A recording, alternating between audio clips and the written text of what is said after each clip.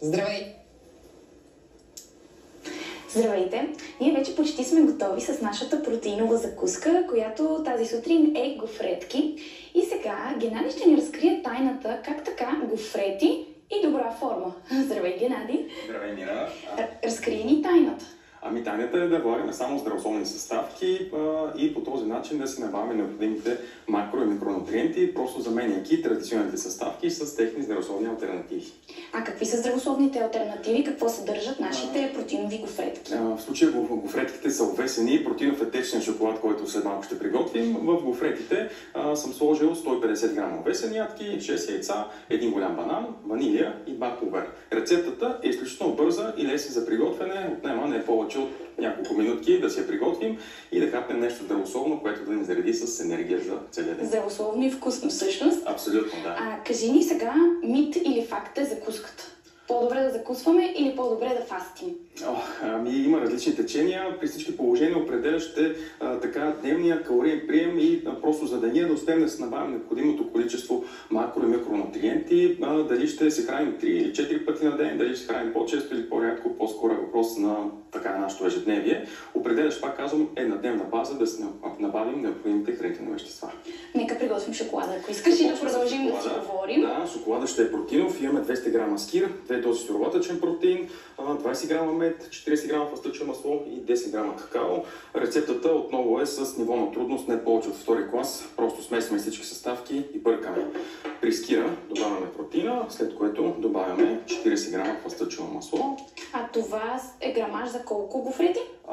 Това е грамаж, който да ни стигне за може би 7 или 8 гофретки, като държа да подчертая, че шоколада, освен нискокалоричен, е и доста богат на белтъчини. В 100 грама от нашия протеинов шоколад се съдържат само 205 калории и цели 25 грама белтъчини. Което нека сравним с традиционния шоколад. Той има около 500 калории, а нашия има 200 калории и същия на вкус. Точно така, даже според мен е доста по-вкусен. Пак казвам, богат на белтъчини, нискокалоричен и изключително бърз и лесен за приготвяне.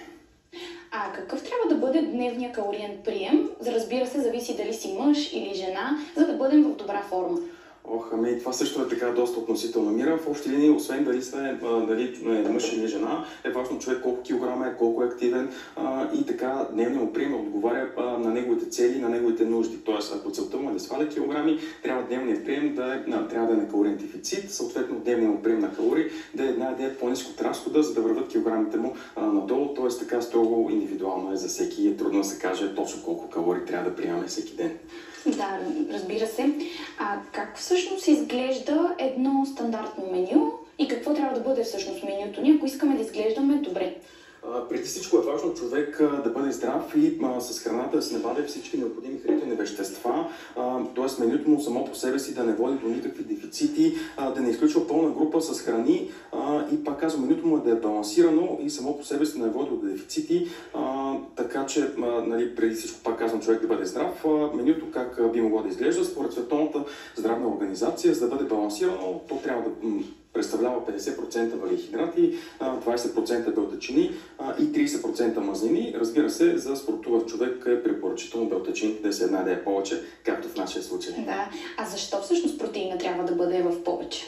Протеина е градивен елемент на мускулите и освен така, че ни помага да се възстановяваме от тежките тренировки, от регулярните тренировки, така при всички положения е доста важно да си го набавяме, имайки предвид, че един от най-ценните макронутриенти, сравнително ниско калоричен има доста висок термичен ефект, т.е. сравнително голям процент от калориите, които човек приеме от белтъчини, неговият организъм ги изразходва за да го усвои, т.е.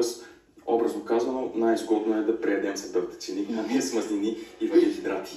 А освен тази рецепта, можем ли да си направим, например, протеинова баничка за закуска? Ти мисля, че в твоята книга си споменал за такава рецепта. Разбира се, да, аз съм автор на 2 книги за здравословно хранене с изключително така бързи и лесни рецепти. Разбира се, бих могли да си приготвим така протеинова баничка, протеинова пица и така нататък. Просто, пак казвам, трябва да заменим традиционните по-калорични храни с техни по-здравословни алтернативи, по-ниско калорични, по-богати на белтъчини, да кажем за моята баница. Вместо традиционното сирене съм ползвал извара, вместо кори съм ползвал пълнозърнени пълнозренести кори, вместо стандартното олио съм ползвал кокосово масло и пак казвам, заменяме стандартните съставки с техни здравословни алтернативи, пресмятаме хранителните стойности и бихме могли да се храним доста разнообразно, без това да компрометира нашия хранителен режим.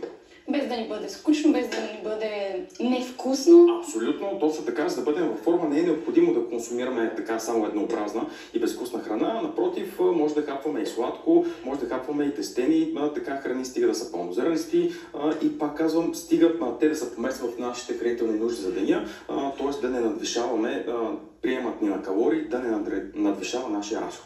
Да, както в случая, ето нашата гофретка вече е готова, последната я извадихме и сега ще я намажем с шоколад и даже Деси Петър направо ще ви донеса няколко и на вас. Както виждате, те са доста, ще има и за почти целия екип. Чакам. Ще намазваме я и обратно към вас. Значи днес очевидно ще е деня на въглехидрати.